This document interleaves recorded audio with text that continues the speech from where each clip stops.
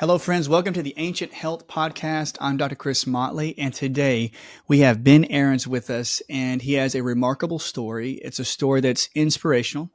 He is the head man, the CEO of Reorigin, and we're going to dive deep into not only all things health, but especially neuroplasticity and neurological retraining. We're going to talk about his story. And Ben, I just want to say thank you so much for joining us today. Yeah, Dr. Motley, pleasure's all mine on this side of the screen and really happy to be here. Well, I want to say to everybody out there listening, I love listening to your TED Talk. And we talk about just one deep breath. And I was very, very much touched by that. I do not say that lightly. I want us to go over your health story, but anybody out there that's listening to Ben, he's been through the ringer with his health. And I had Lyme infections. I've had different types of problems neurologically in the past when I was a kid. And when he talked about this, it really rang true to my heart. And I really am thankful that he's on here today. And I want, if you can, Ben, just give us an intro to yourself, like a brief introduction. I know we give one out there for the podcast, but I really want the people that are listening to get a good glimpse of you. So can you tell us a little bit about yourself?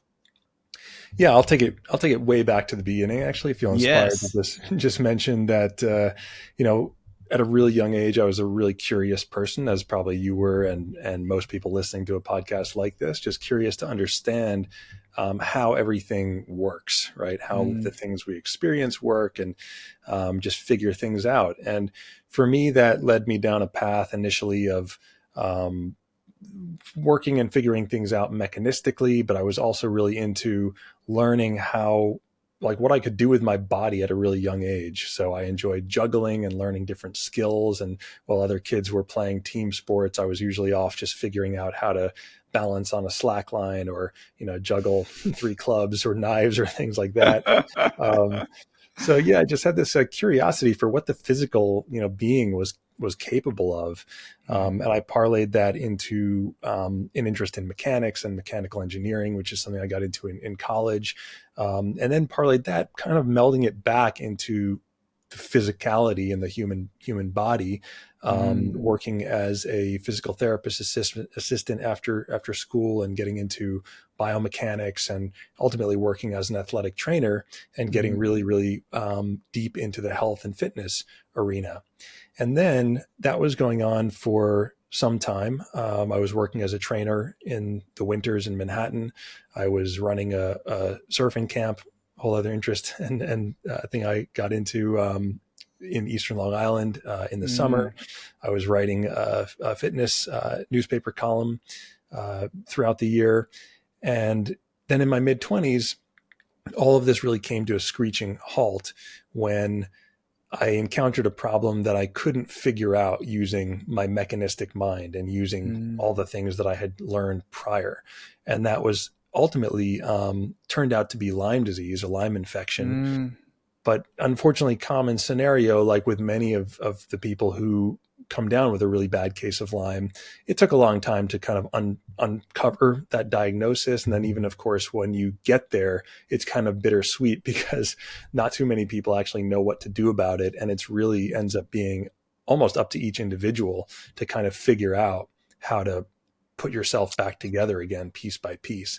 And that was certainly the case for me. So we can go as deep or as shallow as you like here, but just rounding it up, long story short, I ended up staying bedbound for about 3 years, from age 24 to 27, going all the conventional routes, antibiotics, and then intravenous antibiotics, and then all of these ancillary medications to address the side effects of the antibiotics.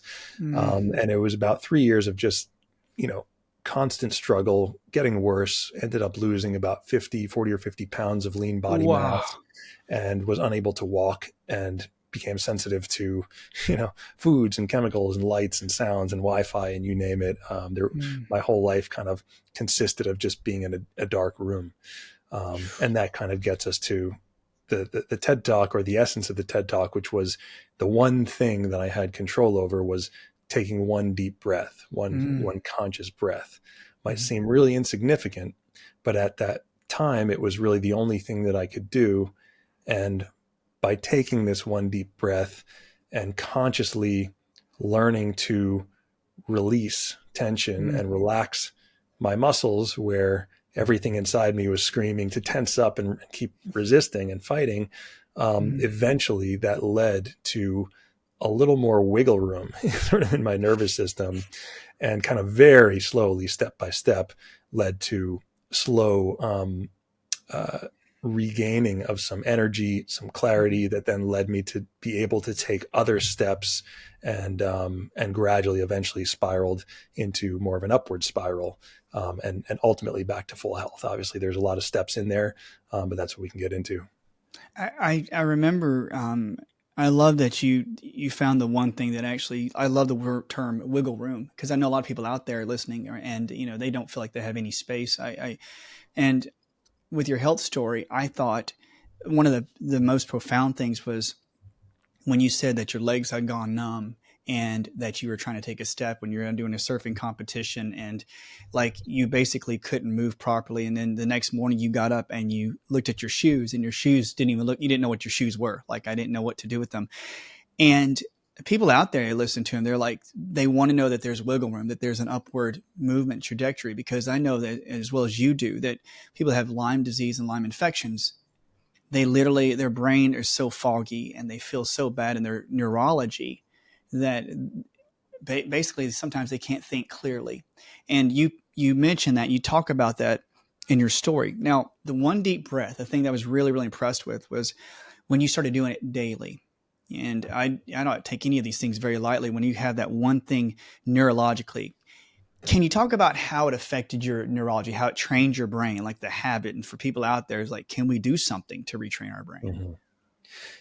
Yeah. So when we become ill with something and we're struggling against something for a long period of time, Mm, a lot of this I learned in retrospect, but what can happen essentially is our brain and body can effectively learn to overprotect, and to mm, do that with a very vigilant type of response. And so we know that just reflexively, as a living creature on the planet that's biased against discomfort, when we feel something that's uncomfortable, our natural instinct, our natural reflexive response is to tense up. It's mm-hmm, to try and get away from it or push it away, or understandably want it to not be there. Right. And mm-hmm, so this can be physical symptom or discomfort, a pain, an ache. It can be brain fog. It can be the thoughts and emotions that follow. So in my case, it was a lot of fear and worry about maybe I wouldn't be able to get back to doing the things that I love to do and felt like I was meant to do. mm-hmm, Whatever they might be, whenever we encounter uncomfortable thoughts, feelings, or sensations, again, our natural propensity is to create tension in the body. mm-hmm. And oftentimes we're not even aware that that's going on. And for me, when I took that one deep breath, I had gotten to such a low point where it was like everything I tried to do seemed to only make it worse. And I attribute it to some maybe innate wisdom or some intelligence in me that prompted me in this one occasion to take this one deep breath, and in that exhalation to relax like every cell in my body. And it was Mm. really the first time in years, maybe ever, that I felt like every cell in my body was just kind of exhaled. Right. And maybe everyone could feel that with me as I just, It's it's almost spiritual. I mean, really, like when you do that, when you had the full breath and you realize that every cell was actually, releasing and such. Did you do things with your daily habit with the natural full breath every day? Also, I wanted to get into the limbic kindling. I want to talk about that. But when yeah. you retrained your brain, did you set up your vision for yourself daily when you were that sick? You know what I mean? Like sometimes you mentioned that about how you bought a pair of pants that was from a guy on survival TV, but can you mention on that about how that can be a portion of retraining your brain too? Is like vision Mhm. casting, or is that, how would you describe that? Yeah. So what happened was, after taking that deep breath and feeling that little, what I now describe as a pocket of expansion. Mm, Whereas I felt like everything in my life was constricting, was the walls were closing in around me. yeah. It was interesting that through an action that I could control by taking one conscious breath and releasing and relaxing, that I could actually experience a bit of space, a sense of space, which is something I hadn't experienced, again, maybe ever, but certainly not in the last few years. Hmm. Um, and so the first thing became a little bit of a practice or an experiment to see, can I get back to that little pocket of expansion? And it turns out that I could. And so I was practicing daily, taking these deep breaths because there wasn't too much else I could control. And I found that the more often I revisited that little sort of in between, relaxed state, two things happened. Number one, the more frequently I did it, the more frequently I could get back there, the more reliably Mm, I could find my way back there. And secondly, the longer I could sort of hang out there, you know? And so by spending more time in that little zone of space, it was almost like a parting of the clouds. mm, And what I began to experience for the first time was an option. I realized that I had the option to continue to struggle against my condition and my circumstance, or I had the option to turn my focus onto other things. Well, what other things would I focus on? Other things that were equally as valid, but gave me a better feeling. So, for it's good. example, That's like good. in a moment, it was like, I might have been experiencing the fibromyalgia or shooting pains of sensations of my limbs being on fire. And that was absolutely true. I wasn't overriding that or saying it wasn't happening. But in that pocket of expansion, what I noticed was that at the same time that it felt like my limbs were on fire, it was also true that I could now notice that the grass was so green outside my window and the sun was shining and there was all this, interesting stuff going on in the environment to pay attention to. And interestingly enough, again, the next layer of the practice became selectively tuning in to other things. So when I would experience this pain, this discomfort, these symptoms, again, I wouldn't push it away. I wouldn't try and convince myself it wasn't there. I would say, okay, it's here. What else? What else is here? Mm, And slowly but surely, that gave me the option to turn toward things that started giving me a better feeling. And, to what you brought up, um, for me, that was the beginning of a conscious transition from looking deeper into medical research and support groups and things that were helpful at a time, but ultimately just induced more fear, to turning instead toward things that gave me an uplifting feeling. And for me, that was surfing magazines, that was, pictures and clothing and, travel bags and things that kind of signaled to my subconscious that I was going somewhere. I was going on mm. a trip eventually.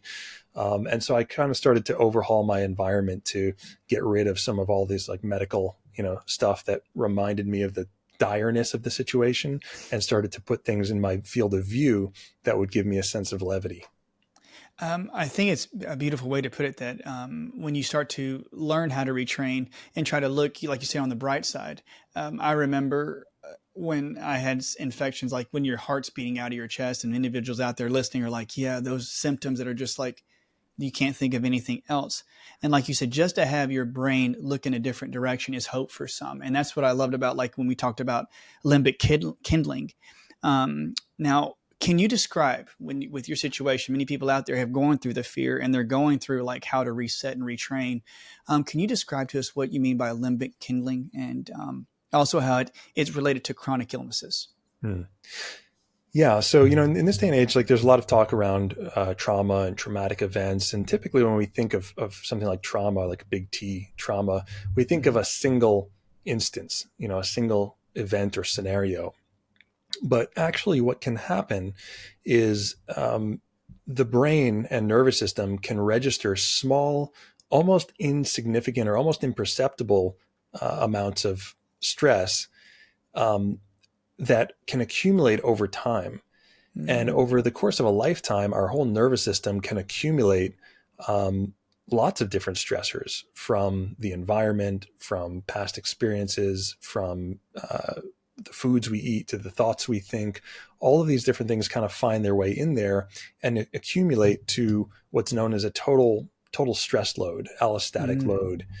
And kindling is basically a phenomenon that was discovered whereby experimenters, researchers did experiments with rats. They gave them little tiny electric shocks, like shocks that would be so insignificant that would basically amount to like an itch, not a real challenge. But what they found is that when given over time, day and night, almost like a Chinese water torture, Mm. eventually these rats had seizures.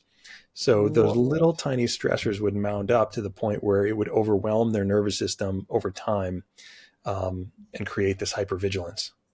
Wow. And so it's the small things that add up that can stress load to a large event. And can you can you do the same? Like I guess that's what I'm looking at it from all angles.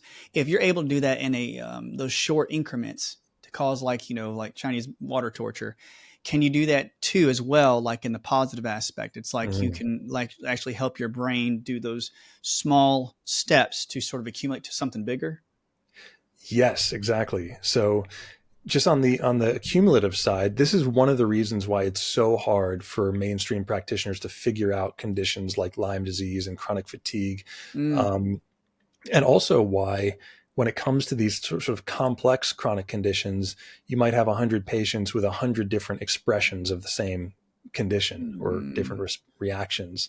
And that's because even though our focus tends to go on the diagnosis, or in this case, Lyme disease, the bacterial infection that causes Lyme, the reality is that you can have uh, you know 100 people exposed to the Borrelia infection, and less than 2% will actually become sick and symptomatic with mm, Lyme disease, right? mm, So there's something else going on. It's not just what's coming at us from the environment, but it's how and why our brain and bodies respond. And mm. part of the answer to that mystery is this limbic kindling phenomenon. It's how much of a load we've been carrying around. So I'm sure you're It, familiar with this saying, the straw that breaks the camel's back. Well, in many of our cases, the camel's back wouldn't have broken if it wasn't already carrying such a heavy load. And so this total accumulated stress load that occurs via limbic kindling is really the underpinnings of these types of conditions. And mm, so now, to your point, how do we reverse it? Well, yes, it can help to remove or reduce the exposure to the causative factor. That's to say that the sort of trigger, the Lyme disease or the infectious component or the chemical, if it's food sensitivities or something, that might have acted as that straw that broke the camel's back. But the real healing occurs when we start to learn to reduce that load. mm, And that's where the retraining comes in. That's where the learning how to relax and release, where our brain had otherwise learned to resist and tense up, mhm. slowly but surely allows us to do the opposite. I love that you put it that way, but it's essentially do the opposite of kindling, which is sort of drop by drop, releasing pressure from the system. I love that because when you see that your body does have the capacity to look into like I'd say a positive aspect or retraining for something that's going to be very beneficial. How is there? I don't want to use the term turnaround. Like most individuals have the chronic illness and they start to see that they could put the small increments of positive things to negative things. What would be like a ratio? I mean, is it really like, because, most of the time, like you were talking about, you can have a really negative aspect of where you're at. Did you try to just power through and say, I'm going to have increments as much as I can of positivity? Or did you think like, did you have a rule like for every negative thought, I have a positive thought? I mean, do you have any type of like ratio that you like to go by? Well, funnily enough, there's a book called Positivity by, I think it's Barbara Fredrickson. Oh, And in that book, she has a lot of scientific references and research. And she basically arrived at a ratio of 3 to 1, positive to negative. And whoa. she has a lot to substantiate that. So I thought that was pretty interesting. Um, but yeah, a couple things. I think one, I'll just clarify that when we talk about brain retraining or what's called self-directed neuroplasticity, that's to say changes that you can make yourself to your own brain, Mhm. um, we're usually talking about something that involves a little bit more of a specific protocol or program than just positive thinking.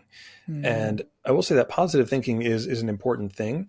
There's when a lot of people hear that, their mind might go to so-called toxic positivity because of Mm-hmm. how it's often portrayed on social media, where it's like just think positive thoughts and everything will be fine.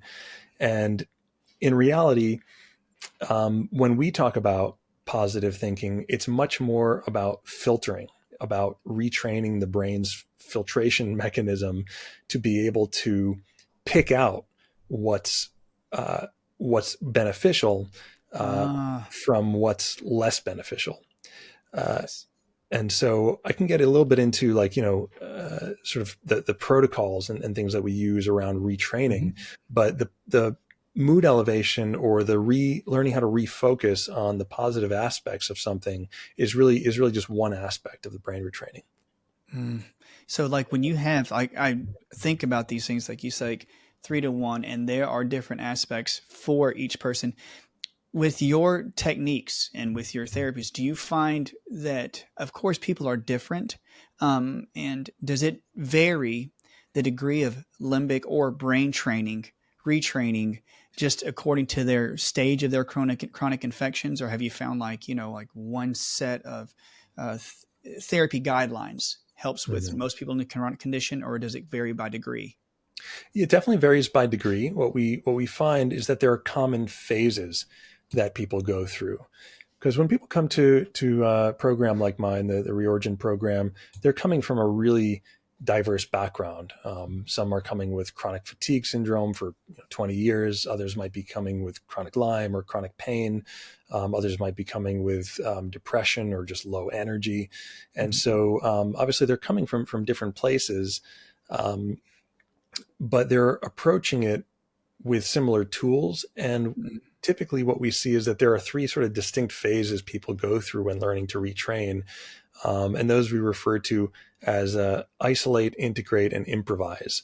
So these Nice. are kind of phases of development that Moshe Feldenkrais speaks about as well, when he's sort of a grandfather of neuroplasticity. But in that first phase, we're essentially learning the mechanics of tuning in to your sensations, learning the sort of metacognitive skill of monitoring where what your brain is tuned into at different times. Mm, Is it mm. tuned into things that are draining your energy and depleting it and magnifying unpleasant sensations, or is it tuning into things that are reducing stress, reducing inflammation? And we Mm. know there's plenty of research, including research out of University of Ohio, that shows that dwelling on stressful events and thoughts increase inflammation in the body in real time. Um, and so by noticing what our brain is tuning into and then learning the mechanics of how to sort of reorient or redirect its focus, we can shift our physiology. We can actually shift the function of the Wow. immune system and the inflammatory response in real time. And so that is sort of the first phase. It's like learning sort of the physics of the system. The second phase is integration. Mhm. I always tell people, like, it's very cool that we can learn a technique or a protocol to change the way we respond to stress and to calm the stress response. But I Mhm. think what's even more valuable is that we can retrain our brain to be able to default to the new desired response, right? Ah. Such that when we encounter the stress inducing thing in the future, it no longer has that stress inducing effect on us. Mm, mm. We change the brain's subconscious relationship to the stressor, whether that stressor is an unpleasant sensation, whether it's a physical symptom, whether it's a food that we're repeatedly responding to in a hypersensitive manner. We can change those subconscious pathways. And so that's where we learn to kind of integrate the very things that are challenging us into our training in a way where they no longer trigger us in the first place, right? So that's isolate, and then integrate is practicing sort of in game time with these Mhm, brain retraining mhm, techniques. mhm. The third phase is improvisation. So this is sort of the phase of if you can think of like mastery or a guitar player, when they're no longer thinking about the individual notes or scales or melodies that they've learned. Now they're just kind of playing jazz with the environment. This is the phase that people typically get to around day 90 to 180 of their brain retraining practice, where an interesting thing happens, which is they no longer know that they're doing brain retraining. They no longer have to think about it. It's just sort of functioning in the background as they go throughout their day. And oftentimes, we'll get people writing to us or popping in on the forum and saying, oh my God, like I was just on a, 2-week vacation and I did this and I ate that and I hung out with these friends and I stayed out until this hour. And I didn't even realize I haven't done this and I haven't been able to do that in 2 or 3 years. Wow. But they don't realize it until like afterwards. They look back and they're like, oh, wow, that was a big change. So they have all three of these, and it's like working a muscle to the point where, when somebody says I practice a basketball shot and I practiced so well in my life and I've just shot and made, a lot of missed some, but now you're able to now I can do different, I can shoot off one foot if I wanted to, or shoot off both. So you're actually retraining that brain to go, I know how to see this issue or this concern, this in the illness. And now I can make different pathways according to how my body can now view that chronic illness. So when you have patients that come to you, and I know they're coming from all over the world, and I'm not trying to go down a rabbit trail, are there any stories or any of them that have sort of stuck out in your brain? And maybe it's I know you treat a lot of people and take care of a lot of people, I get it, but is there anything that's ever come to you that kind of reminds you of yourself, or any of those kind of stories where you're like, man, that was really crazy that happened like that? Yeah, quite a few. I think one of my favorites is a woman that came to us as an early member, Deborah Oliver, because I had the pleasure of meeting and speaking with a lot of her friends, both while she was going through the program and after she kind of worked her way out of it. She came to us with Lyme disease, pain, and severe depression. And she was in her 70s. And her friends basically said after she had gotten through with it, that her personality was different. She was just her way of approaching conversations and life and her day seemed completely different. She always expressed in the community, it was like every week she was taking on a new skill. She was learning to change her handwriting. She was learning to use her left hand. She was taking up art, dancing, all these different things. And the interesting thing, the reason that it reminded me of myself, even though, from the outside we might look like completely different people, is that fundamentally the way that she approached life before and after had completely changed. Whereas previously she viewed things as, real sort of threats to be overcome, whether it was a confrontation at work, or these things would literally make it so that she wouldn't want to leave her home. After and throughout enough of the brain retraining and getting more vitality and energy back, she actually started to really look forward to these new challenges in life. She couldn't wait to face the next, challenge, to build her skills. She looked at everything as an opportunity to build this skill of brain flexibility, Wow.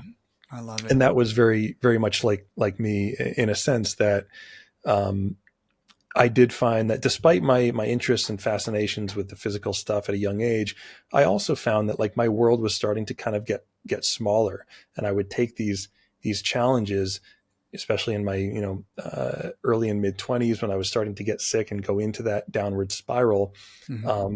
Everything kind of felt like a threat, and I felt my reaction to that was to withdraw further and further and further from life. But the more I did that, the more it sort of confirmed my sense of incapability and sort of worsened the whole condition.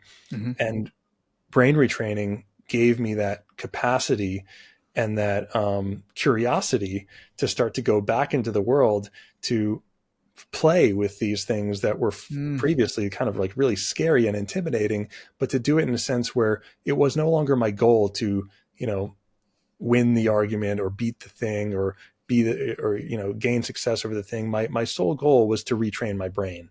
And when that becomes your orientation, now you see everything as a potential for strengthening you. It's something that Oh, you can engage with that can increase your capacity to deal with more stuff and do it in a playful and even joyful way. oh, that's amazing. So, man, when your body can basically initiate, and you say when you start to hear it and you start to, let's say you get that momentum going, and you like your patient did they find that whenever you have your body starts to have more of a positive outlook because you're doing the steps, does the immune system, you said it does change, have they seen in your research like higher amounts of immune system response, as in people's chronic illnesses are really fading away, their medications, their supplements work better? Or did they find, like, I know it's mind, body, spirit, but I mean, have you found any descriptions of, like, saying when I fix the brain, the neuroplasticity, I love this, that people are usually initiating a holistic health of healing? Or is it amplifying the other therapies as well, or both? Mhm. Yeah, so certainly there's more research that needs to be done here when it comes to understanding the mechanisms, and we're Mhm. in some interesting conversations at the moment with some doctors at UCSF, one of whom actually has a mitochondria biogenesis labs that she works with on the East Coast. So she's very Wow. interested in measuring the effects of brain retraining on mitochondria, Mhm. which is going to be fascinating because these are things that basically determine how much energy we have, also aging or anti-aging, capacities. But anecdotally, as we've come to understand it, you can think of there are kind of three states of being. There's homeostasis, which is sort of an even keel, right? Everything is, the scales are even, everything stays and maintains its current state. There's what we alluded to before, allostasis, which means that anytime additional stress is added to the system, it leads to further deterioration or degeneration, sort of a grinding of the gears. Um, and you can think of, by physical analogy, imagine if you have, really like poor posture or movement imbalances, movement pattern imbalances. The more weight you add to your frame, if you're, let's say, doing squats or something, so long as you have this allostatic function going on, the Mhm. more degeneration or deterioration you'll experience. That's good. Homeostasis would mean everything is just kind of staying the same. There's Mhm. Mhm. another side of the scale, and that it's what we know as resilience, or I like to even take it further and think of it as defined by Nicholas Taleb, which is anti-fragility. And this is a really unique capacity of the human being, which means that every time we add more stress to an anti-fragile system or a resilient system, it actually can become stronger as a result of that additional stress load. Oh man. And yeah, it's something that's really cool and it's true. So you can think of, now imagine that person that had the movement imbalances and weird posture and stuff. And now you've actually put them through a retraining program Mhm. where they've corrected their posture, their movement patterns are firing, in a better, healthier sequence. Now you add more weight to the bar. And now what happens is that person gets stronger as a result of the added stress. Right. And so I believe Yes. that the same thing is possible and happens here when Mm. we've retrained the brain to respond differently to stress. We can actually experience more stressors, more challenges in life, and actually become stronger and healthier and more resilient and more vital because of it. Oh, okay. So that would, in my opinion, if you can build up your strength as you become more resilient, I love the way you put it, because honestly, too, I think that would make me less fearful too, and naturally, because I'm more resilient. Like, my body is able to take on more of that load. I think in the Chinese medicine world and many, like, alternative medicine world, view that it's really amazing how well our bodies adapt. And I think you just described it perfectly. It's just like our resilience would tell us, thankfully, that we can adapt to certain situations and to be able to handle and respond pretty much instinctively. And I think that the beauty of it is that we can adapt to things that can accumulate over time. Like, let's say somebody had strep and you just keep adapting, adapting, adapting. But what I love about hearing you speak is that you're training the body to look at the positive aspects and retrain and regrow. And you're basically making that your adaptation. You're like, man, I am just making my mind and brain super strong, and like I can adapt to anything. So I love neuroplasticity. So when they do go into this phase, do you find that people go to, like with reorigin, like they get to a phase and you just see that they just hypervolt, or do they have to go, they go further forward? Do they need to go out and then slow down, or up and down? Is there kind of a routine or a pattern that you Mm. see? Yeah. So certainly there are some ups and downs and ebbs and flows with it. Again, very much like strengthening, physical muscles or building up physical capacity. There's Mm. this expression that we use in Reorigin, which is dancing with discomfort, sort of Ooh. learning to stick with the edge of your comfort zone as you're expanding it. And Mm. sometimes as we're learning where that zone is or where the edge of our comfort zone is, invariably we're going to overstep it. And especially if you're like me and like I was, and you were sick for a long period of time, occasionally it happens where we exert a little bit too much energy, we go a little bit too far, and just like developing a little excess soreness in the muscles, our brain sometimes lets us know and reverts by activating some of those old responses. And so there is this sort of ebb in Mm. this flow, and this is actually something that I think we do really, really well in the program, is help guide people how to do this dancing with discomfort through something that we call incremental training or gradual exposure. And we have them kind of build an exposure hierarchy of how they're going to engage with different challenges and things in their life, and build back that capacity, slowly over time, as well as Mm. help them create a strategy for what happens if they do go a little bit too far. And because the most important thing is that it's okay to go a little bit too far, to stretch a little bit too far. That's actually healthy. We just don't want to stop the retraining, right? It's fine to take a little step back and kind of regroup, but as long as we keep putting one foot in front of the other, consistency is really what gets the job done when it Mm. comes to retraining the brain. Mm. And so by learning this art of dancing with discomfort, even if it's taking, 2 steps forward, a step back occasionally, another 2, 3, 4 steps forward, eventually the journey is made that way. And yes, we do definitely reach a point where at first it might have felt like sort of rolling a boulder uphill, but once we get it over that ridge, it becomes smooth sailing. And that's sort of that third phase of improvisation, where people, weeks or months go by and they realize that they've forgotten everything, but in reality it's just been happening by itself in the background because their brains now retained the new default relaxation response.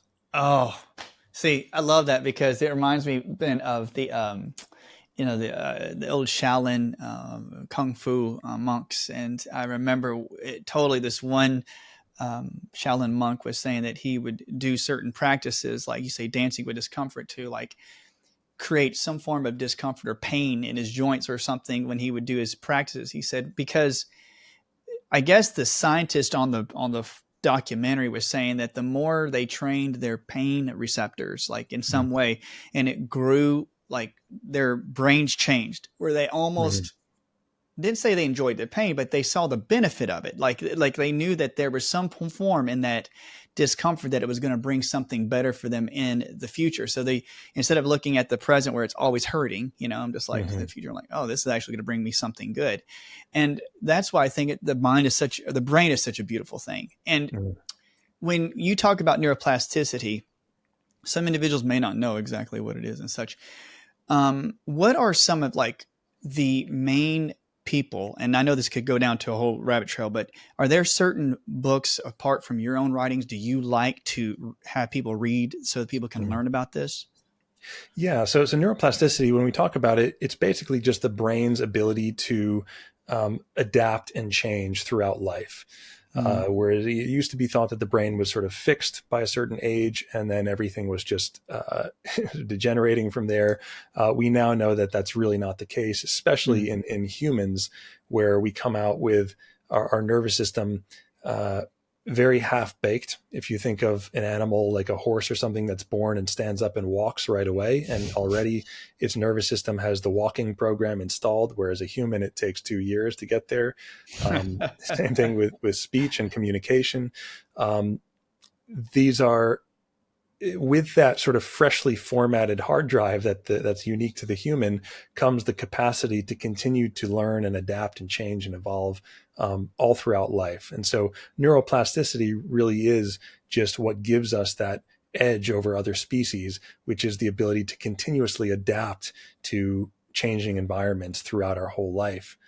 And when we talk about self-directed neuroplasticity, or what we're just kind of referring to, quickly as neuroplasticity, we're really talking about our own ability to consciously intervene and reprogram our own brains with a great deal of specificity for very specific outcomes that we're going for, including reduction in stress response, reduction in inflammation, improvement in immune function, and how the brain is just responding, on very subtle levels.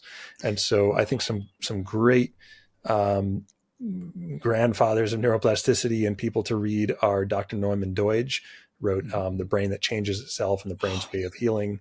David Eagleman wrote Live Wired. Jane McGonigal wrote a great book called Super Better. She talks a lot about gamification. Dr. Alyssa Epple is the researcher we've been communicating with at UCSF. She has a book called The Stress Prescription. Dr. Afton Hassett from University of Michigan has a book called The Chronic Pain Reset. And all of these ones we mentioned, maybe we can list them somewhere. They really do an amazing job of just describing how we can tap into this unique human capacity to change our own brains, to upgrade our software, and to modify our responses to changing environments. Oh man, if you wouldn't mind though, Ben, if you could, like maybe with our producer, we could put that in the show notes, like a few of these books, because it's so interesting to me. Like when you just said that, like, in the past they would think like if your brain gets damaged or gets injured, that there's no turning back, like you cannot get better. And now you're showing, yes, you can get better. Mm-hmm. With this though, like with Reorigin, where do you see, I guess, as this is developing and furthermore, like the chronic illnesses. So we're talking about like many chronic illnesses that come to you. Where do you see neuroplasticity going, or Reorigin? I hope that's not too vague of a question, but are you seeing that it's going to be the forefront of health, or like, do you think, I know it's a big part of it, but how much do you see like mind-body connection, brain-body connection becoming like central in healthcare? Yeah. We want to see this become a really front-end approach, a first response type of approach. Whereas right now, even currently, people go through a lot of mainstream treatments and things that don't necessarily work well for the treatment for the conditions that they're struggling with. Mm-hmm. And they eventually find their way to something like a brain retraining program or a Reorigin. Mm-hmm. Right. And it's sort of a last resort or a last stop for a lot of people that have tried many other things. And, a huge, part of our endeavor and initiative is to reduce and alleviate as much human suffering as possible. And I think a lot of that could be done by making use of these types of interventions at the earlier stages as opposed to the later stages. Yes. I also think it just expands our capacity to connect with ourselves, our environment, our sense of purpose, with others, in ways that are incredibly valuable and I think necessary for advancing the world in the direction that we want it to go. Yes. It's very, very hard to, there's a lot of challenges in the world that we want to solve: climate, communication, cooperation, all the rest on a, communal and global scales. And it's very hard to engage in those challenges if our brain is preoccupied with its immediate survival. It actually has an effect whereby it sort of sends us into tunnel vision and walls us off, makes it harder to see things from other perspectives and harder to connect with others' point of view. And so I think by, learning to use these types of interventions, even, regardless of whether you're really sick with a chronic condition or even just feeling a little bit stressed or overwhelmed, these things can be remarkable for helping us just regain that sense of space that I think is so necessary to envision a better future, let alone take steps to cooperate and coordinate with others to make it happen. Oh, I think the things that popped in my head, brother, was that could you imagine a world, and I know that's what you're working with the researchers, that's what you're doing yourself, is like where like every hospital's level, every store floor had a training that actually helped the patient Mm, that was in there to actually go through this part at the very beginning and to see what that yeah. would do for the person. I mean, I couldn't imagine if you had this of reorigin in schools, like literally. I mean, having young individuals, just even if they don't have a chronic illness, is just how to train the brain. And I wish that was part of some kind Hmm. of curriculum. And I pray that it happens, though. I mean, that's what I want it to. And this will be a step of the future because to me, I love the way you just put about like I say perception and how things can actually be altered and being able to adapt to your environment. So with this and neuroplasticity, hopefully we'll see in the coming years that people are going to see how strong it is for your health to train your brain. Now, now with your TED Talks, I want to ask, like, are you doing more TED Talks? I mean, you're already all over the place, which I think is awesome, brother. I need to know where you're at. Like, I have all your stuff here, but people out there are going to say, what can I watch of yours? Where can I go to like see your videos and stuff? Can you tell them where to go? Yeah, YouTube is great. If you just go to youtube.com/re, I guess, a re-origin, or just type in reorigin into YouTube. We've got a lot of videos there. Reorigin.com with the dash, re.origin.com is a great place. We've got a 7-day brain reset program that people can access for free just by Mhm. signing up for our email list there. And then just keep an eye out on social media. So those are the main places. Oh man, I really am thankful. I love to ask people a couple quick questions. I think people out there do love to know this. Like seriously, and this may sound kind of corny to people out there, but I've been trying to think about different questions and nothing, no brain busters. But for health though, like it's a very pretty long and tailed question. But I just want to know, like, what is maybe the biggest thing that is something that's changed your mind in healthcare? Like, is there some kind of like way you used to think, but then it just completely changed? Like I used to think Mm. this way, but now this has changed, or something that shifted you. Is anything like that in your life? Yeah, so this is actually, for me, a personal shift, but it translates into kind of everything that we're talking about here, which is that I really used to think, especially when I was going through the thick of it, my own, healing journey, that to get healthy, to heal, we really need to pull back and rest, right? Mm, And that's to say, for me, I thought like that rest was an inactive, thing. mm, Um, and while rest is important, I think the way that I've conceived of rest has really changed mm, from inactive, passive, uh, which can kind of lead to like waiting for the health to come back, to taking a more active and engaged approach, and mm, actually, um, engaging with life, but doing it in a new way. And mm. to bring this kind of full circle to something that you said, which I thought was so interesting, I'm also a huge fan of Shaolin monks. Mm. I think these guys have a lot of stuff right. They're really brilliant. They have Yeah. a lot of stuff figured out. But one of the things that they have figured out is how to engage with challenging uh, circumstances and situations, and even things that induce pain, like hitting, hard objects and so forth. And they do these to recalibrate their brain's perception of Oh what it wow. means to be challenged. Because the real crux of brain retraining is that somewhere along the way, our brain learns to associate challenges from the world with threats or potential threats, things that could harm Oh. us. And once that association gets wired in, then it makes sense for us to want to retreat away from these perceived threats or challenges. But the more we retreat, the more it sends back this message of confirmation saying, yes, we can't handle these things. And as a Mm. result, our world kind of feels smaller and we feel less capable. And so I think the biggest transformation that I've come to understand is that a really important part of the healing process is learning to mindfully re-engage with the very things that are challenging us, but do so in a way where we maintain a sense of ease and safety and relaxation in the system. And when we Wow. do that, that is where the magic happens. That's where the Mm. brain ultimately learns that the thing that it once thought would harm us is actually here to strengthen us. Oh, And that propels us forward. Ben, bingo. I'm telling you, I'm going to chew on that for the rest of the day, the rest of the week. Seriously.